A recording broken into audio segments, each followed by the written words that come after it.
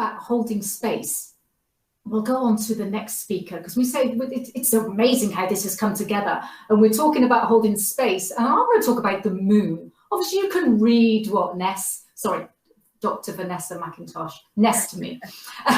You can read the amazingness that she does in the world, but our connection is the moon, because, you know, the conversations that we've had is all about the moon and how powerful the moon is for us, and how we can actually use the energies of the moon to transform, and maybe to give us a little bit of inspiration. And maybe the moon can help us with hope.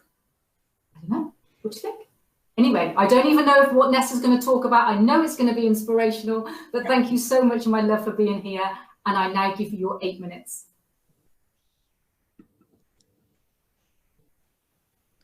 Hi, thanks so much, Vikki. So my talk is actually going to be on self-expression. So just to introduce myself really quick, I'm Vanessa, owner and founder of Woo With Words. We are an agency who provide done-for-you messaging and marketing services to online educators and coaches in the personal and professional development space to help them increase their impact and income.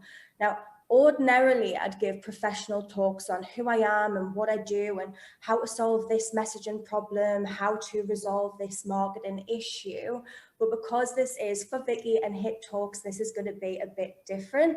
This is going to be more personal. So today I'm actually going to pull back the curtain and take you behind the scenes of my business, which is something I don't ordinarily do, to share my origin story. So let me just preface this really quick by saying that I've never spoken about this before to an audience, never mind an audience with a predicted 8,000 people watching, you know. I only talk about this with my nearest and my dearest, but given that this is a talk about self-expression, it felt only right that I did, because it is so close to my heart. So when I was 19, I was greeted by a knock at my door, and it was actually the police force.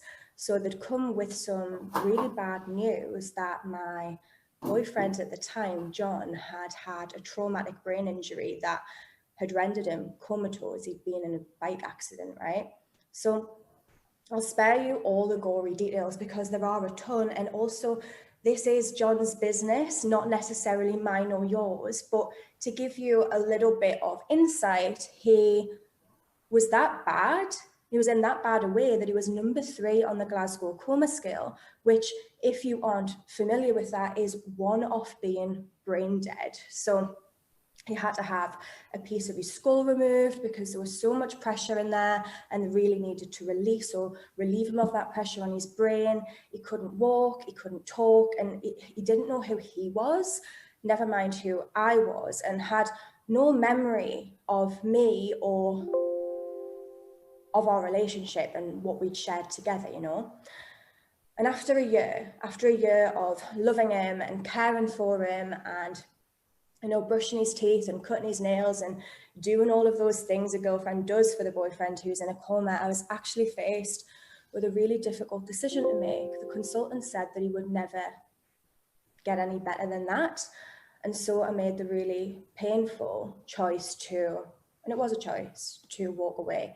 So I actually had a lot of guilt and shame around that. And that's why I'm a doctor now. I pursued a master's and a PhD in neurolinguistics, which is a scientific study of brain and language, because I thought if I couldn't help him, then maybe I could help other people like him experiencing the same sorts of self-expression problems. And fast forward to today, that is actually what I'm doing. I help people through my business extract the thoughts that they have in their heads and express them, so put them into words through messaging and through marketing. And we've seen great success with that, right? So I've worked with some of the best in the business. I've worked with Hay House authors, I've worked with TED Talkers, and I specialize in scaling people's 6-figure businesses to 7.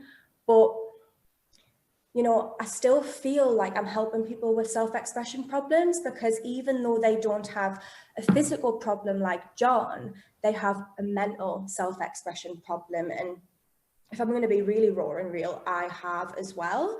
So My self-expression problems have been the biggest obstacles that I've had to overcome, both professionally and personally, which is why they are the focus of today's talk, you know, not just because John had physical self-expression problems. So for the longest time, I worked behind projects and under people. So I was a marketer who ironically did not market herself because I was so scared what people would think or feel about me and what I had to offer. I was like afraid of being rejected and fearful of being abandoned, and so I just hid myself away thinking that I was protecting myself from rejection. But of course that was the worst thing I could have possibly done, right? Because I was so unfulfilled. I was so dissatisfied by my life because my dreams were actually big and my aims were actually high. There was a book inside of me that I just wasn't writing, and there was a course inside of me that I just wasn't creating, and so on and so forth. And to be truthful, I just felt like an imposter. I had a PhD, I was educated, I was experienced, and I felt like a am I allowed to say fucking? I felt like a fraud. I lacked confidence, and I had to increase it in order to get to where I am today. So I guess that's my story of transformation, and I hope it provides a little bit of hope and inspiration. But today I want to really talk to you about yours, to share some tips and some tricks, so to equip you, if you're an introverted entrepreneur like I am, with the tools and the techniques necessary to increase your confidence in your abilities, such that you feel comfortable selling yourself, selling your product or your service, showing up as an expert, as an authority, as a leader, and so on.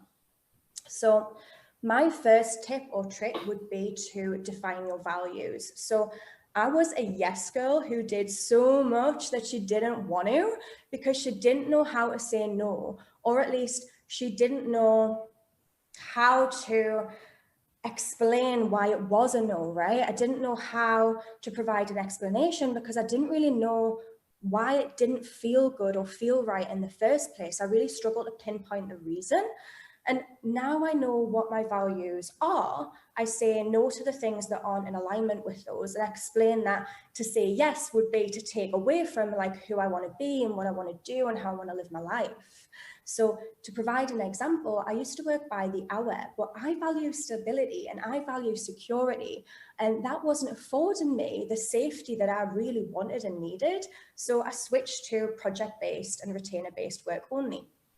So if you find it hard to say no, to express yourself, to say no, then I really recommend getting clarity around what you do and don't value, and make it your mission to say kind of yes to all that is and no to all that isn't in alignment with that. Number two would be to practice, because with competence comes confidence. The more you do something and get better at it, the more confident you become in yourself and your abilities. And obviously I know that it can be difficult to make a start, but let's look at it this way. The more time you spend thinking about something, the less time you give yourself to actually do it. So nowadays, if I have an idea, I immediately write down the action steps that I can take that day to take me towards my goals, so I don't back out. Because that's what I need to do to get the practice in, to increase my competence and my confidence. And then thirdly, it's just gather feedback. So if you lack confidence, then your inner critic is probably a bit of a bitch.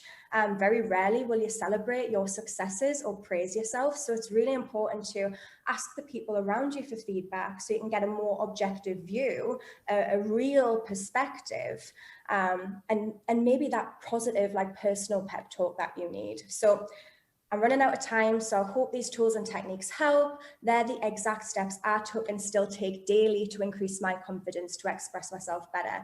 And I really hope that they help you too. Of course they do. And that's the thing about sharing, because we're not reinventing the wheel. And you know what you've said, Ness, and what all the other speakers previously have said, and I'm sure the speakers are going forward.